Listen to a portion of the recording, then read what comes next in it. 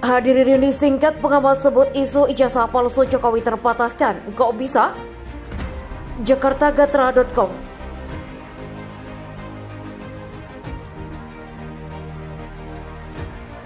Ini anggota Pak Jokowi yang orang akhirnya hubungkan. Jangan-jangan ada prediksi bahwa akan ada pengadilan, maka Omnibus Law disiapkan dulu payung hukumnya. Itu jadi kecurigaan itu berlanjut. Selama Pak Jokowi juga ada dalam wilayah keraguan untuk datang menunjukkan bahwa ini ijazah saya.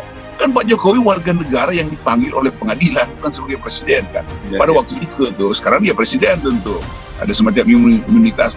Iya, tapi dulu waktu mendaftar di KPU kan dia belum presiden kan. Jadi kita hormati juga pendapat publik yang menganggap Pak Jokowi harus tiba di pengadilan sebagai warga negara, bukan sebagai kepala negara. Banyak isu nih, kalau Presiden Jokowi itu sebetulnya bukan alumni Fakultas Kehutanan UGM.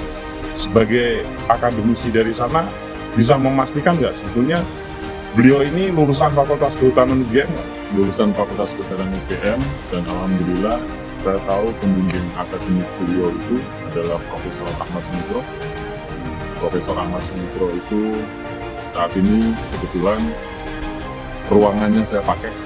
Jadi ruangannya saya pakai, saya tahu beliau adalah guru saya, yang guru tepatnya.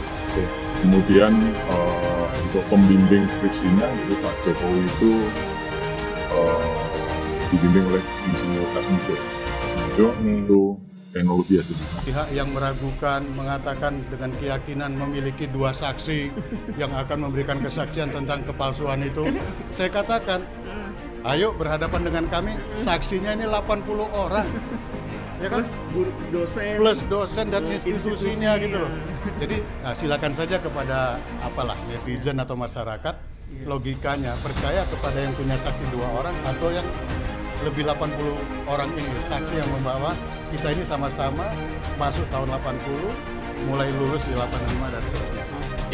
Ya karena peristiwa ini kan ujung pangkalnya nggak jelas tuh. Tiba-tiba komunitas SMP Jokowi SMA itu bikin reuni. Itu ujung pangkalnya apa? Ini kan soal dipanggil pengadilan. Jadi kita menghormati justru proses of law-nya tuh. Nah kalau DPR bereaksi ya mungkin ada sesuatu yang juga melibatkan kepentingan dia tuh. Tetapi sekali lagi kan ijazah itu adalah dokumen negara, dikeluarkan oleh negara kan. Jadi kalau semua orang bisa palsuin ijazah, ya buat bisnis, buat apapun, itu artinya hak negara untuk menjaga, ya sebut aja menjaga undang-undang atau administrasinya kan kacau kan. Kan memasukkan ijazah sama dengan memasukkan uang, karena dua-duanya punya fungsi transaksional gitu.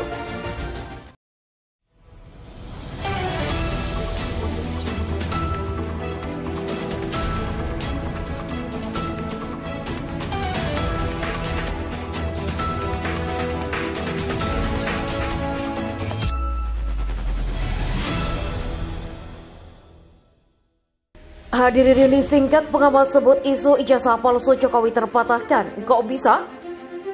Jakartagatra.com.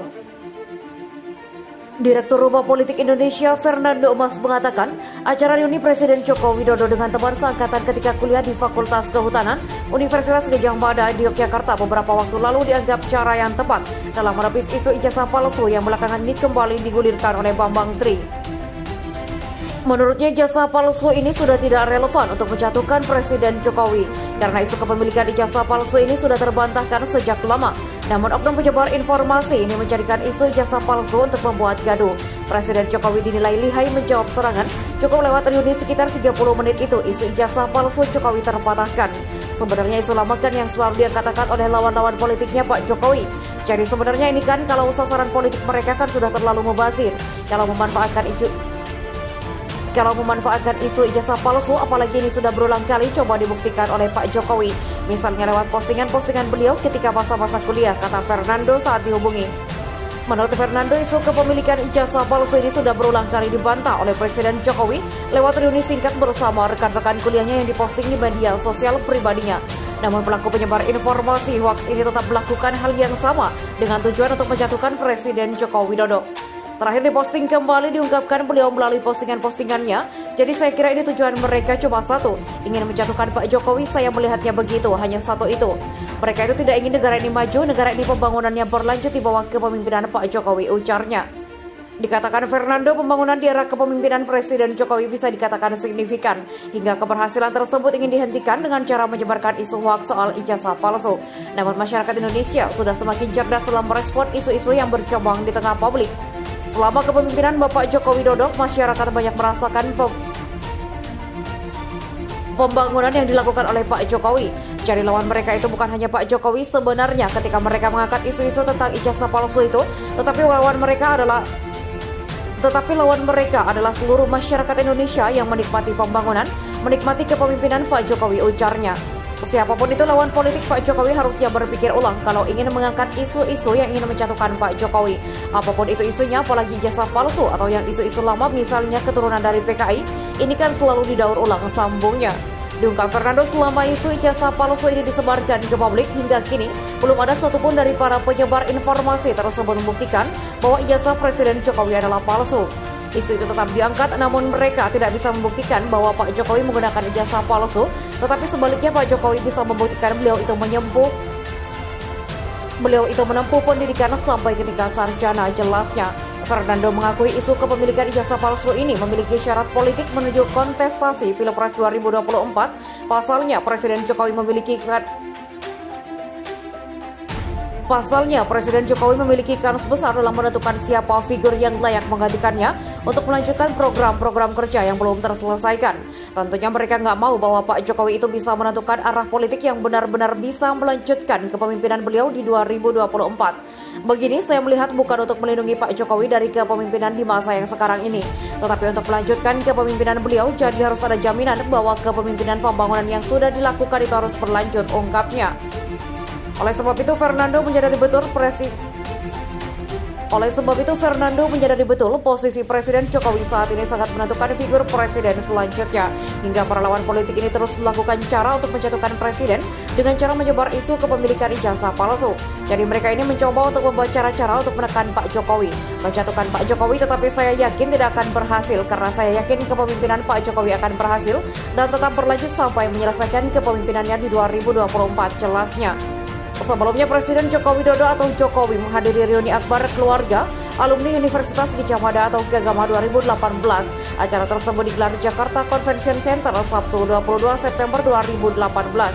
Selain berbagi kenangan pada acara reuni itu, teman-teman kuliah Jokowi juga berbagi cerita seputar wisuda mereka pada November 1985 dan kegiatan organisasi pecinta alam Silvagama seperti pendakian Gunung Kerinci di Sumatera Barat. Meski sama-sama masuk pada 1980, waktu wisuda teman satu angkatan itu berbeda bulan karena tergantung kelulusan.